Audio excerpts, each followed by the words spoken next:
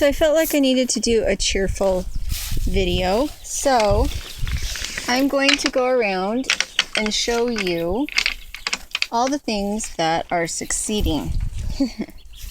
Instead of looking at all the projects, because I've always got too many projects going anyway, I'm going to show you what's alive.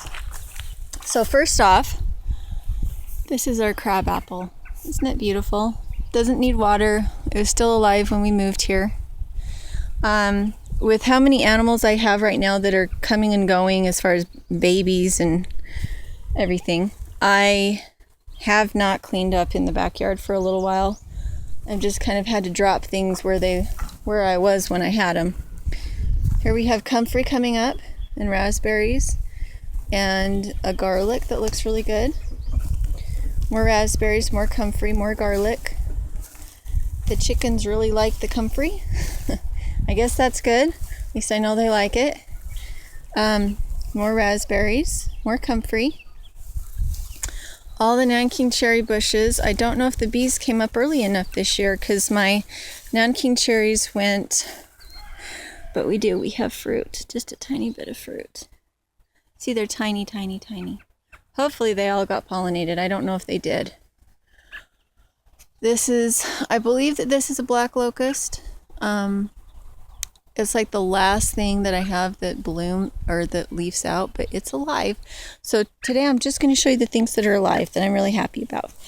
This is Hare cress. The bees love it, so I'm not going to weed it out. I have onions in there, or is it garlic? I think it's garlic.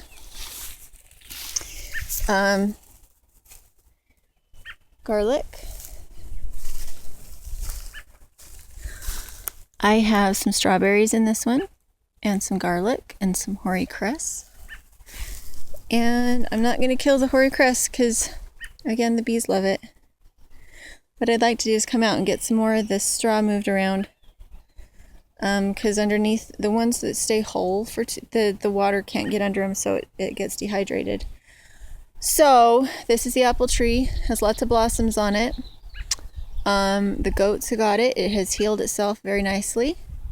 This one, the goats got it, and if I could figure out how to graft things, I would just cut the tree off and I would graft it at the bottom.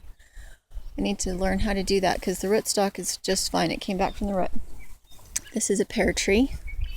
My goats got it really good. They just about girded it. It has about a 1-inch strip that didn't get girded, and it came back from its roots. This is a grape, and it looks like it's about ready to bud out. I think it's himrod. More garlic.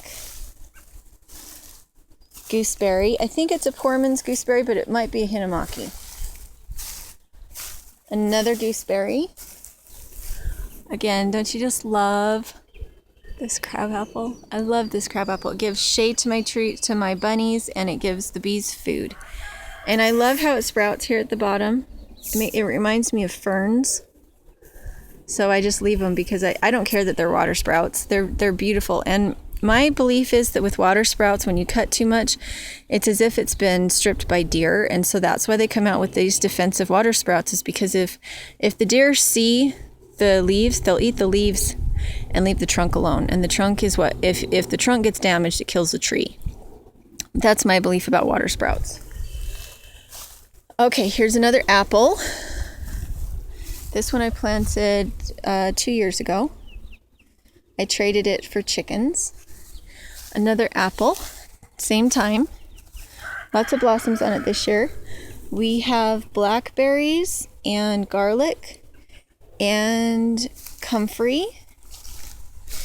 Need to move this.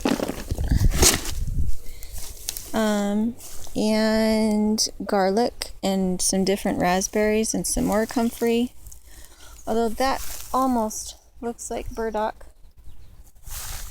And I need to get all these out so that if just in case I planted more garlic or more comfrey under there, it can get out. I have a grape here. I don't know if it's going to make it. And another raspberry, I believe.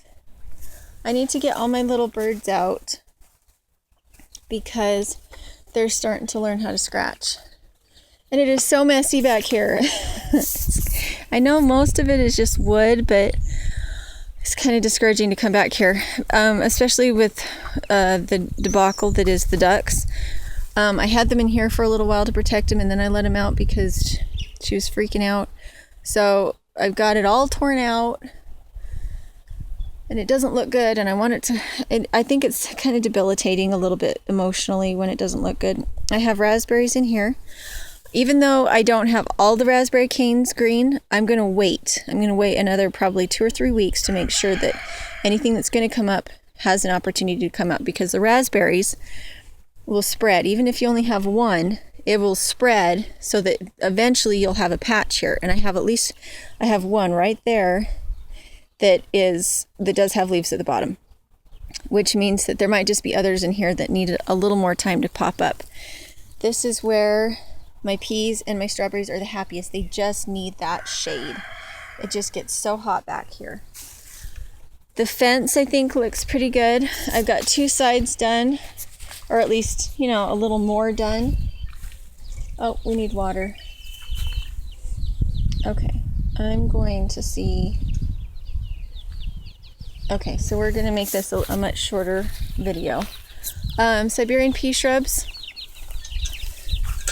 They are starting to blossom. Where's my blossoms? I had blossoms. Let's see. I have this huge tub of rabbit poop in water so that I can just dip it up and then dilute it. Here's blossoms. Okay, so Siberian pea shrub blossoms. Now, okay, this is the reason. Other reason I'm showing you this is that, yes, my idea of the deep mulch has worked. I'm not a complete failure. Just because I have other areas that are not succeeding doesn't mean that my original thesis is not true. So back here I have all these perennials and all these trees that are beautiful. Here's another pear tree, and it has blossoms on it. Here are my grapes that are starting to bud out. So I don't water this. Everything else I've had to water for a month now. But here in the backyard, nothing has had to be watered unless I have just barely transplanted it. If I just barely transplanted it, I will water it, but only to get the air out from around the roots, not because it actually needs water. So I have raspberries here. This one is a white poly peach. This one is a Lapin's cherry. Here is horseradish. Here is another rhubarb leaf, big rhubarb. Need to take these off so that it's not going to seed. You don't want it to go to seed. So when it starts to come out with these like seed nubs, take them off. Otherwise all you'll get is it'll go woody too soon. I think I'm going to put my kiwi vines at the base of my clothesline. More raspberries. And the ducks fed on this garlic for a really long time. And so I'm really happy that it came back. And here I have a Canadas grape and asparagus. So, and then up there I have my motherwort that came back volunteer from last year. So look at this. Even though it's so super messy and I so need to get it cleaned up, look at how much is alive that I didn't have to water. I've got so much fruit back here. It's working. It's working. Just because up there I don't have enough mulch on it. If I had enough mulch and enough animals, it would all look like this. But it doesn't. So all I can focus on is, look, it's working. I've got a foot of mulch over this entire backyard and I don't have to water, and things are blossoming and they're alive. So that's my little pep talk to myself. If I lived in an urban or a suburban area, this yard would be all that I have. And if this yard was all that I have, it would still be a success. In here I have wild plums. I'm going to put a wild plum here so that we have shade onto the garden. Even this tiny little bit of shade right here makes a big difference. Another wild plum, another wild plum, another wild plum. And then you can see some of my plants are struggling a little bit. Things that I thought previously was from neglect that things didn't make it.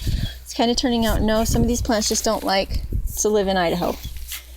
My German chamomile is doing well. I've had problems with my elecampane being a little sensitive either to heat or to cold. I don't know which it is.